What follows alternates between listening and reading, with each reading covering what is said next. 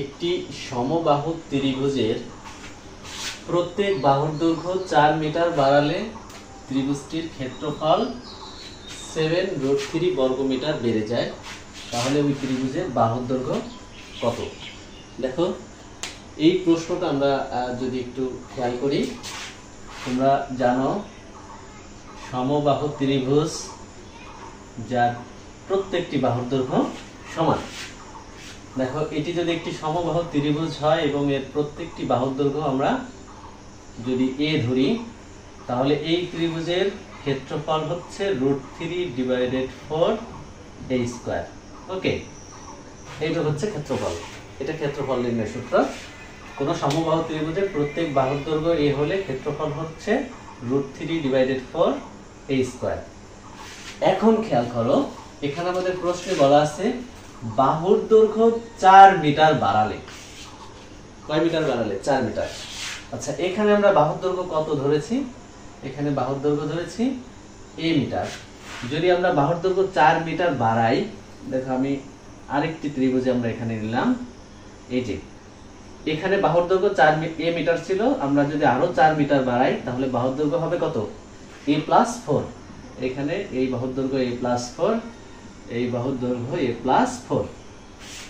তাহলে এই ত্রিভুজের ক্ষেত্রফল যদি √3/4a² হয়, বাহুর দৈর্ঘ্য কত ছিল? a, এখানে দেখো a²। তাহলে এই ত্রিভুজের ক্ষেত্রফলটা কত হবে? এই ত্রিভুজের ক্ষেত্রফলটা হবে √3/4, আর বাহুর দৈর্ঘ্য কত আছে? a+4 এর হোল স্কয়ার। ওকে, খুব সহজ। দেখো, এখানে বাহুর দৈর্ঘ্য যদি a হয়, ক্ষেত্রফল হবে √3/4a², আর বাহুর দৈর্ঘ্য 4 মিটার বাড়ালে, এখানে বাহুর দৈর্ঘ্য a, আমরা কয় মিটার বাড়াইছি? 4 মিটার। তাহলে সেই ক্ষেত্রে ক্ষেত্রফল কত হবে? √3/4, এখানে a² ছিল, এখানে a+4 হোল স্কয়ার হবে। ওকে, এখন প্রশ্নে বলা আছে যে বাহুর দৈর্ঘ্য যদি 4 মিটার বাড়ানো হয় তাহলে ক্ষেত্রফল কত বাড়বে? ক্ষেত্রফল বাড়বে 7√3 মিটার। ওকে, দেখো এইটার ক্ষেত্রফল কত ছিল? এইটার ক্ষেত্রফল ছিল আমাদের √3/4a+4 হোল স্কয়ার, আর ওইটার ক্ষেত্রফল হচ্ছে √3/4a²। এই ক্ষেত্রফল মানে এই বড় ত্রিভুজ যেটা আমরা বাহু দৈর্ঘ্য বৃদ্ধি করেছি, সেটির ক্ষেত্রফল থেকে যদি আমরা এই ছোটটির ক্ষেত্রফল বিয়োগ করি, তাহলে এই ক্ষেত্রফল কত বড়? বড় হচ্ছে 7√3। ক্লিয়ার? আচ্ছা, তাহলে দেখো এখান থেকে যদি আমরা একটু সমাধান করি, √3/4 এটি যদি আমরা কমন নেই, এখান থেকে √3/4 কমন নিলে থাকবে a+4 হোল স্কয়ার মাইনাস, এখানে এটা কমন নিলে থাকবে কি? a², এবং এই পাশে আমাদের 7√3। আচ্ছা, এটা আমরা শর্ত মতে লিখেছি, শর্ত মতে।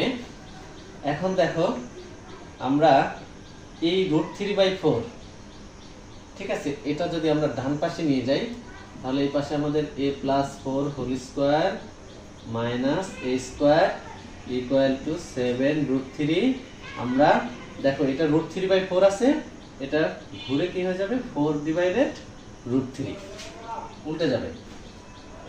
আচ্ছা, এখানে আমরা a + b হোল স্কয়ারের সূত্র a² + 2ab + b², ঠিক আছে, এটা a, এটা b, আর মাইনাস কি আছে? a², এই a²।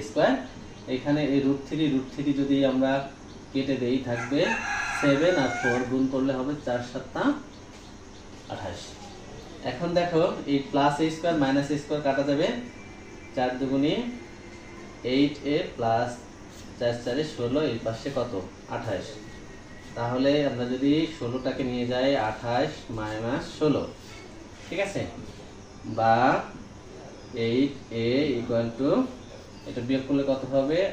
6 × কত হলে 8 হবে 2, এবং কত? 1। তাহলে a সমান কত থাকলো? 12/8, বা a সমান কত? 12 এর যদি আমরা 8 দিয়ে ভাগ করি কত হবে? 1.5।